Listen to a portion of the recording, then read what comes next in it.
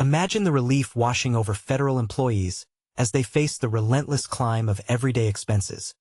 The government just announced an 85% boost to their house rent ceiling, a game-changer in these tough economic times.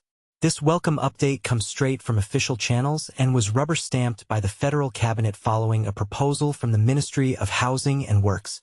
For those new to how government jobs work, the house rent ceiling is essentially the maximum amount the government reimburses employees for their housing costs, helping them afford a roof over their heads without breaking the bank. Now, this enhanced limit will apply equally across the board to all federal workers, from the entry-level grade 1 right up to the senior grade 22 positions. Think of it as fair play for everyone in the civil service, regardless of their pay scale. The timing couldn't be better, as it's designed to counter the sharp rise in living costs that have been squeezing household budgets nationwide. According to insiders, this change will touch the lives of countless government staff members, providing them with much-needed financial breathing room. However, it's not without its trade-offs. Experts estimate it'll add about 12 billion rupees to the country's yearly spending, a hefty sum that highlights the balancing act between employee welfare and national finances. This isn't happening in isolation. It's part of a larger effort to tweak various government perks and allowances, ensuring they keep pace with inflation and the ever-escalating prices in the housing market. For context, inflation here means the general increase in prices over time, which erodes purchasing power. In Pakistan's case, it's been particularly stubborn, making even basic needs like rent feel out of reach for many. And speaking of housing support, check out this related development.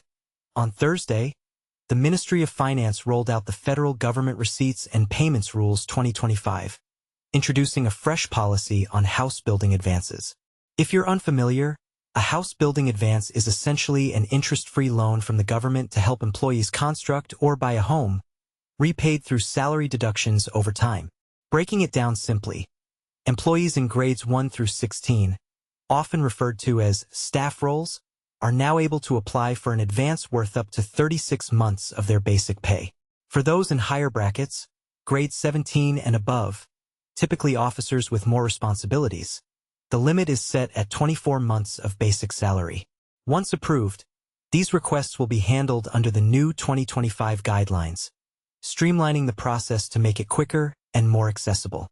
Together, these updates on rent ceilings and home loans are all about lightening the load on federal workers during this era of ongoing inflation and skyrocketing property prices. But here's where it gets controversial. While this 85% jump sounds impressive, is it truly enough to match the real-world surge in rents, especially in urban hotspots like Islamabad or Lahore? Some might argue it still leaves lower-grade employees vulnerable, while others see the 12 billion rupees cost as a necessary investment in public service morale. What do you think? Does this go far enough, or should the government dig deeper into the budget? Drop your agreement, disagreement, or ideas in the comments below. I'd love to hear how this impacts you or sparks your thoughts on fair compensation in tough times. Read more. Here's how much advanced salary federal employees can take under new rules.